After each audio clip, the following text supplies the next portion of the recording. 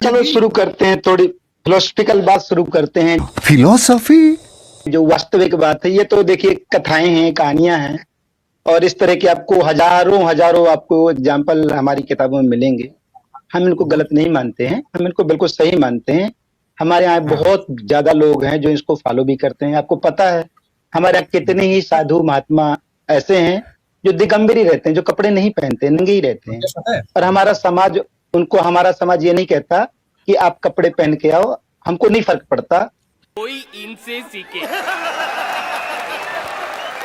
सीखे इनसे। क्योंकि हम ये मानते हैं कि वो नहीं, मैं नहीं। देखो मैं बताता हूँ ना, उसकी वजह बताऊंगा ना मैं हर चीज। मैं आप सारी बात बताता हूँ मैं आपको। हम लोग इसका नहीं मानते, क्योंकि अगर आप अपने शरीर को का त्याग कर दिए हैं तो फिर आप कपड़े क्या चीज है? फिर कपड़ा तो संसार में एक पैदा हुई चीज है जो आपने वो ऊपर डाल रखी। कौवा नंगा बैठा है, अजीब लग रहा है का? अब टाई पहन के बैठेगा तो अजीब लगेगा। कि अगर अंदर से आपके कचरा भरा है, मान ली दिमाग में, अंदर से आपके अंदर काम भरा हुआ है, लस्ट आपके भीतर है, तो पर्दा करने से क्या होगा? क्या होगा कपड़ा पहनने से? तो जितने कपड़े पहन लो आपका दिलो दिमाग से आपको, रुकिए, तो दिलो दिमाग से आपको साफ सुथरा होना जरूरी है। कपड़ा उसका आवरण मात्र, उसकी कोई बड़ी चीज नहीं है। वो हजारों लोग समाज में, मैं नहीं हूं उस तरह का कि मैं मेरे अंदर है काम, मेरे अंदर लस्ट मौजूद है। तूने क्या मिक्स किया है पांडुरंग?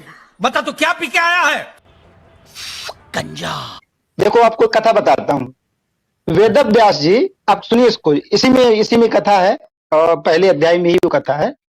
वेद व्यास जी के पुत्र हैं सुखदेव जी। जिन्होंने ये भागवत पुराण लिखी है वो वेद व्यास जी हैं, जिन्होंने कही है वो सुखदेव जी हैं, जिन्होंने सुनी है वो परीक्षित हैं।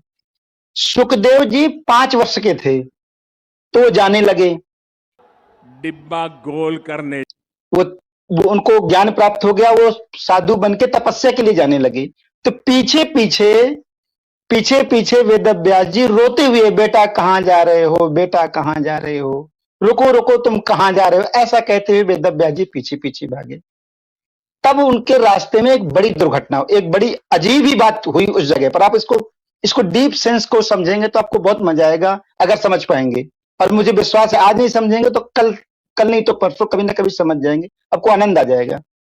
तो जब जा रहे हैं सुखदेव जी 5 वर्ष के, तो उन्होंने देखा कि तालाब है और तालाब के किनारे से वो निकल रहे हैं। तालाब में कुछ स्त्रियां स्नान कर रही हैं, नहा रही हैं। उन्होंने शरीर पर वस्त्र नहीं, कपड़े नहीं पहने हैं। उन्होंने उस बच्चे को, 5 साल के बालक को देखा, तो स्त्रियों ने कोई कपड़ा नहीं पहना, वो देखती रही उनको, वो चले गए। पीछे से वेद व्यास जी आ गए। वेद व्यास जी बेटे को वो कर रहे, लेकिन वेद व्यास जी ने कपड़े पहने हुए थे, तो स्त्रियों ने झट से कपड़े उठाए और कपड़े पहन लिए। तो वेद व्यास जी लड़के को गए भूल, पहले उन महिलाओं के पास है कि आप कह रही हो?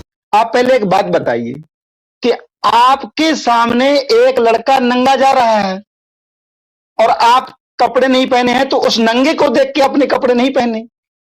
लेकिन मैं तो कपड़े में हूं, तो मैं कपड़े में हूं और आपने मुझे देख के कपड़े पहन लिए। मेरे साथ अन्याय हुआ है, मेरे साथ अन्याय हुआ है। ये उल्टा क्यों? नंगे को देख के कपड़ा पहनना चाहिए, कपड़े वाले को चाहे पहन के ना देखो। बोले नहीं, तुम्हें पता है, तुम्हें लोग कहे लाज है तुम्हारे शरीर के अंदर, तुम्हें लस्ट तुम्हारे भीतर, काम है, तो इसीलिए तुम कपड़ा पहने हो, क्योंकि तुम जानते हो कि स्त्री क्या चीज है, पुरुष क्या चीज है, इनके बीच में क्या हो सकता है, ये तुम्हें ज्ञान है।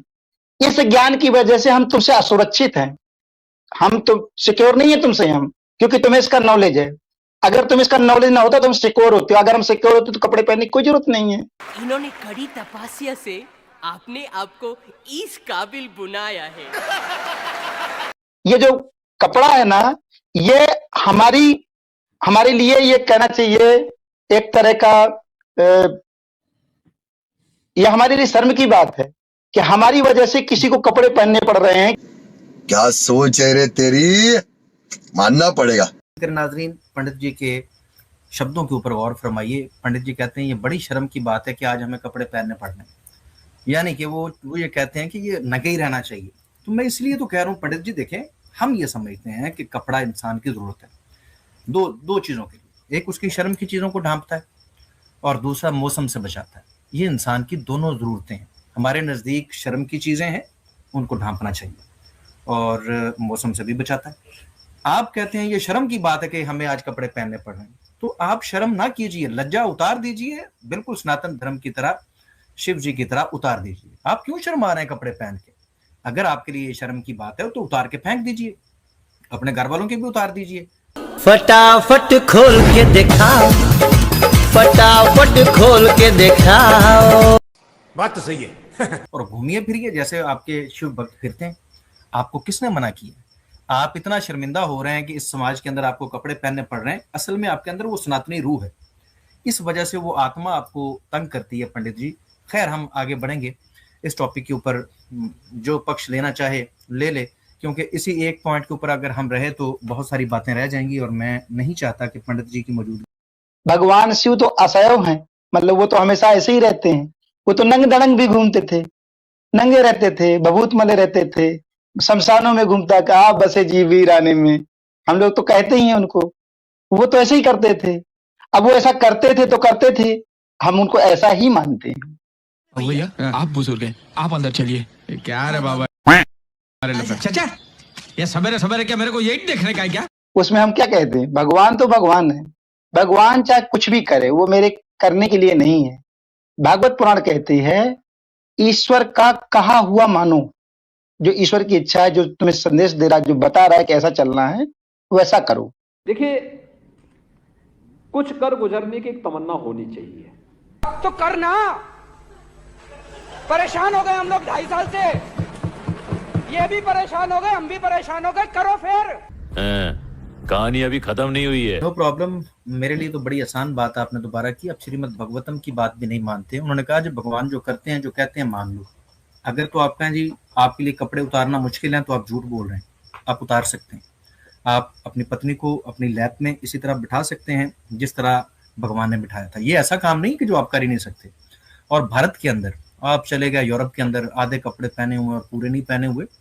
भारत के अंदर शिव भक्त नंगे फिर रहे हैं, बाल उसी तरह जिस तरह यहाँ पर शिव जी का हुलिया लिखा हुआ है, यही हुलिया। औरतें नंगी फिर रही हैं। आपको क्या मसला है? आप वो भगवान थे तो आप भगवान नहीं है, ये क्या चक्कर चलाया हुआ है? कभी कहते हैं वो परमात्मा नहीं है, कभी कहते हैं वो परमात्मा है, और अभी आप खुद रेफरेंस दे रहे हैं और कह रहे हैं कि उनकी परंपरा को फॉलो करना चाहिए। ये लोग जो उनकी परंपरा को फॉलो कर रहे हैं, एक तरफ से बड़ी अफसोस की बात है कि आपका भगवान आ ही गया, उसने शिव जी की सूरत ले ही लिया, आप उसे एक्सेप्ट ही नहीं कर रहे, हुलिये को पसंद नहीं कर रहे, अपने भगवान के हुलिये को पसंद नहीं कर रहे। कितनी शर्म की बात है। कुछ शर्म आया है कि भगवान किस तरीके से नंगा आपके सामने आया, आपने अभी खुद बताया, और आपने कपड़े पहने हुए। भाई, आप अपने भगवान की परंपरा को निभा सकते हैं, ये ऐसी बात नहीं है कि आपके बस में नहीं है। अगर आपके भगवान ने ये किया था तो किसके लिए किया था? अपने लिए किया था या आप लोगों के लिए किया था? जब वो आपके गुरु हैं तो गुरु का काम सिखाना होता है। जब गुरु आपको सिखा के गए कि कपड़े भी नहीं पहननी, शर्म या भी कोई नहीं करनी, बंदों में अपनी बीवी को लेके बैठना है, वो भी नंगे, तो आप क्यों नहीं लेके बैठ रहे? ये जो सारा हुलिया शिव जी का था, ये आपके बस में नहीं है क्या? बिल्कुल है। आप भी राख लगा सकते हैं, आप भी ये सारा कुछ कपड़े उतार के ये सारा कुछ कर सकते हैं, आप भी अपनी पत्नी के साथ बिठा सकते हैं। आप जहां के कल्चर की बात क्यों कर रहे हैं? भाई, कल्चर आपको आगे है या आपका भगवान आपको आगे है? ये है वो त्रिमूर्ति का पहला स्टेप अभी हम तय कर रहे हैं। पंडित जी, मेरी गुजारिश है कि आपने जाना नहीं, क्योंकि आप लेट बहुत करते हैं, आप टू द पॉइंट नहीं रहते हैं।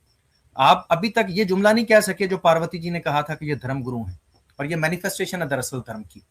आपके मुंह से ये बात अभी तक नहीं निकली, और ये बड़े अफसोस की बात है कि आपको शर्म आ रही है शिव जी को अपना गुरु मानते हुए। बड़े ही अफसोस की बात है कि शिव जी आपके लिए गुरु नहीं है, जबकि पार्वती जी आपको कह के गई हैं कि वो आपके गुरु हैं। आगे बढ़ते हैं, या इसके ऊपर आप कुछ कहना चाहते हैं? क्योंकि मेरे पास तो कहने के लिए बहुत सारी बातें हैं पंडित जी। देखो जुल्फकार भाई, ये अली भाई लगता है आज मेरे कपड़े उतरवा के ही रहेंगे ऑनलाइन।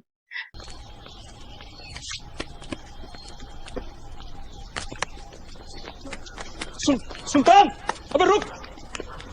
सुल्तान, क्या कर रहा है? अबे क्या लगता है? अबे लग रहा है, छोड़। अबे सबको इकट्ठा कर, एक कुरान और एक का शागिर्द अली ले आ, सबको इकट्ठा कर। सारे तेरी गोद में बैठे और ये कह रहे तुझे मैं आज नहीं है मैंने बड़ी बात की है। जिसको लगता है कि जिसकी किताब में खत्म है और जिसको लगता है कि उसकी किताब में कोई बहुत बेहतरीन चीज है जो इस्लाम से बेहतर है, और जाओ क्या किताबें और स्वामी की गोद में बैठो, सारी किताबें इकट्ठी कर दो, एक कुरान एक नहीं रहा। पूरी तरह से ये साबित कर दो किसी आइडियोलॉजी की रखने वाली की कोई किताब बेहतर साबित हो गई, सारी इकट्ठी करके मैच करके अगर तुमने साबित कर दी, मैं अली रज़ा इस्लाम छोड़ दूंगा।